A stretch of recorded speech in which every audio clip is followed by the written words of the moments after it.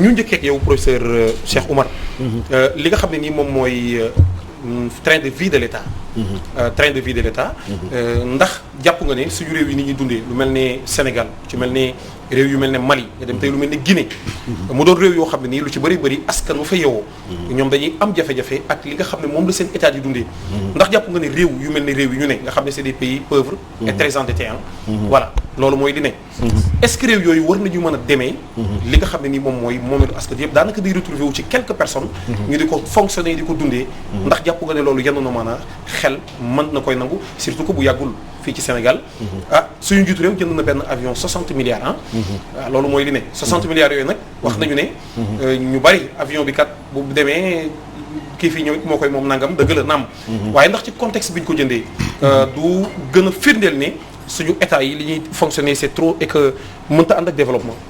waaw jërëjëf Pape Maguette di am mbégte lool ci dellu siwaat fii di kontaan ci sëñ Alioune moom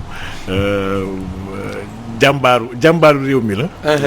borom ay soxla ñu wax borom ay soxla macha allah ci ay analyse am. donc di am mbégte boo xam moom plateau c'est une première macha allah. par rapport ak li nga wax ci ay réew yoo xam ne ils sont pauvres et très endettés. bon man d'accord mais nous sommes des pays pauvres. nous sommes des pays qui ont été paupérisés. mais ñun on a tout nous sommes pas pauvres. parce que un pays est pauvre lorsqu'il n'a aucune ressource. bu dee amul dara. ñun dañoo am lépp nag ba pare ñu bëgg duggal suñu ay xel ni vous êtes pauvre. nous sommes éminemment nag endettés. parce que dañoo am malchance am ay nit yoo xam ne ñuy jiite te xamuñu lan mooy priorité xamuñu lan mooy leen war dañoo am benn inconscience dans la gestion. te loolu tamit ça se reflète par rapport à une population qui n'est pas du tout exigeant. fii dafa mel ni xaaruñu dara ci état yi lu may ñuy maye xaalis wala ñu taxaw di leen nax.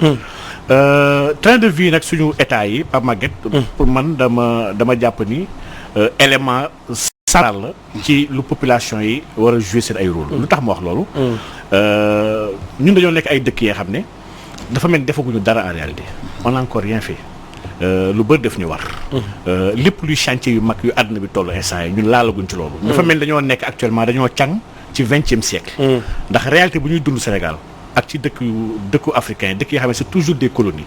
dafa mel ni ba tey dañoo nekk ci benn période bi nga xam ne dañoo càng 20e siècle. bañ a egg si 21e siècle bi. évidemment ñu ngi dégg coow avion bi man montant wu sax jàpp naa ne ëpp na ko.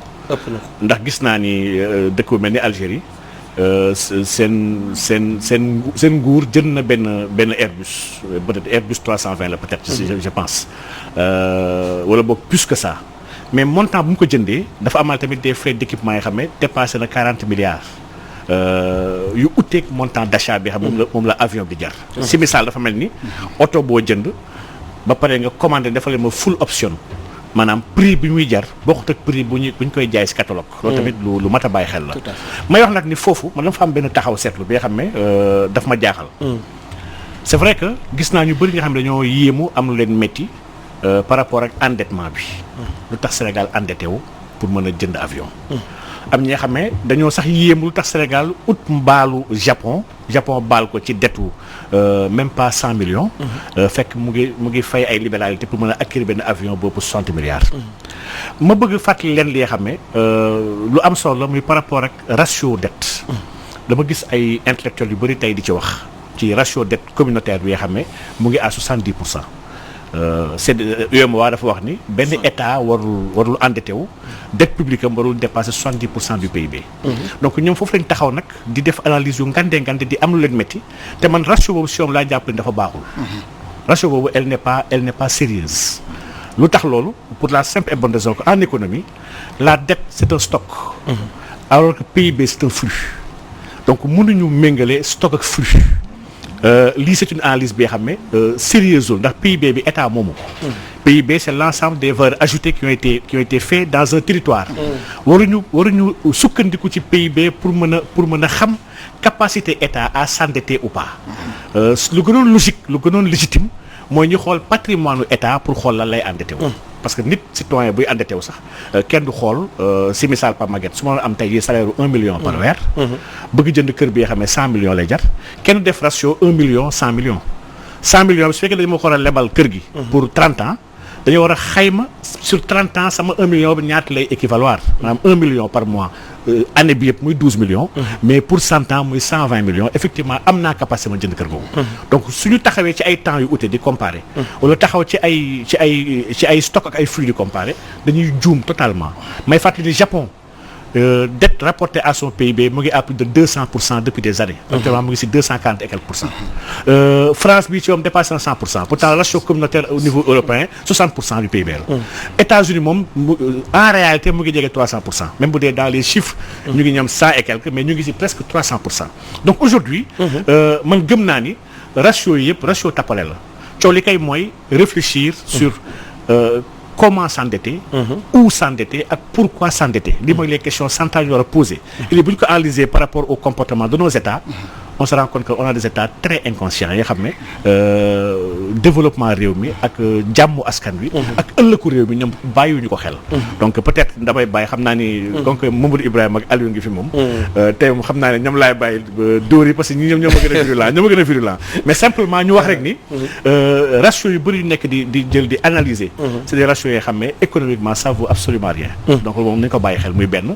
ñaareel ba état bi moom daf ñu prouver depuis longtemps. que xamul la mooy priorité et on n'a pas de transparence sur lépp lu laal suñu réew.